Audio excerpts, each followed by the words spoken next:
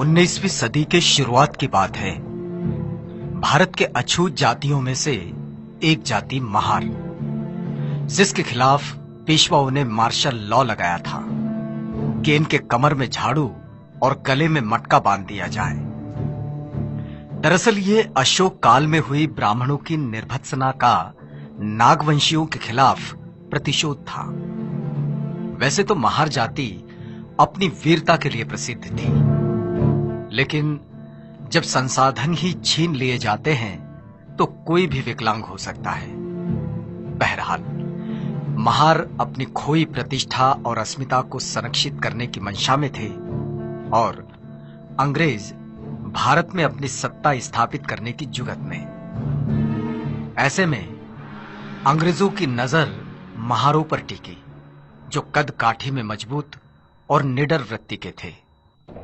अंग्रेजों ने ब्रिटिश भारत की सेना में महारों के लिए दरवाजे खोल दिए और उन्हें फौजी शिक्षा भी दी। अंग्रेजों को पेशवाओं की सल्तनत खत्म कर वहां ब्रिटिश राज कायम करना था।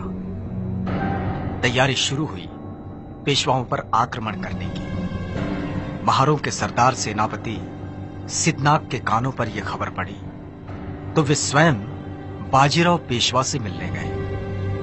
पेशवा बाजीराव से सिद्धनाग ने कहा, अंग्रेजों की तरफ से लड़ने की हम अछूतों की कोई इच्छा नहीं और यह हमें पसंद भी नहीं। यदि हम तुम्हारी ओर से लड़कर अंग्रेजों को यहां से भगा दें और यदि हम ऐसा कर लें तो तुम्हारे राज्य में, तुम्हारी सेना में हमारा स्थान क्या होगा?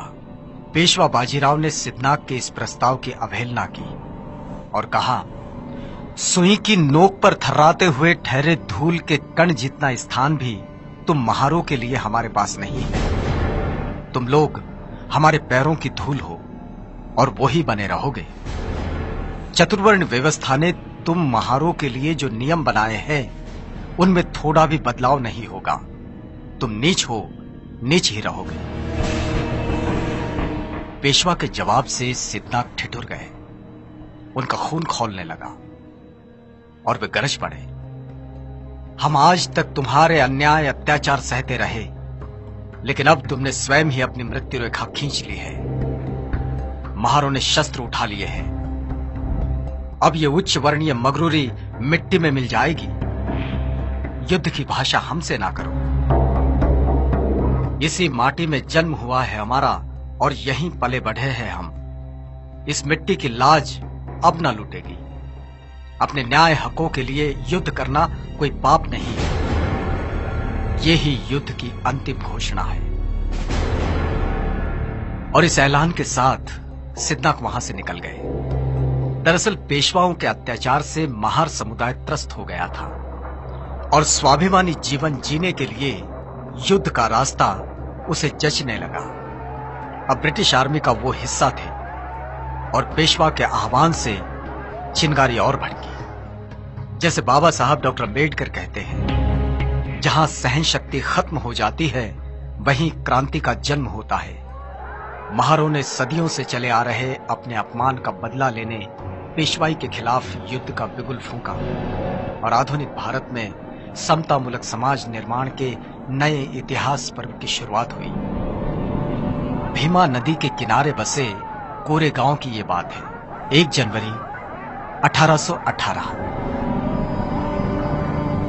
मुंबई के नेटिव इन्फेंट्री के 500 जवान, जो सभी महार जाति से थे, 250 घुड़सवार और 2 तोपें, कैप्टन स्टॉटन का नेतृत्व और सामने पेशवा के 25,000 से भी ज्यादा पैदल सैनिक और 3,000 घुड़सवार। इनका सामना होने से पहले कैप्टन स्टॉटन 25 मील पैदल चलकर 1 जनवरी 1818 की सुबह कोरेगांव पहुंचे थे। जवान थके हुए थे और युद्ध शुरू हुआ। महार सेना का नेतृत्व रत्नाक, जतनाक और भीकनाक कर रहे थे। एक दिन एक रात ये युद्ध चला और देखते ही देखते पेशवा के 25,000 सैनिकों का धुआं उठ गया।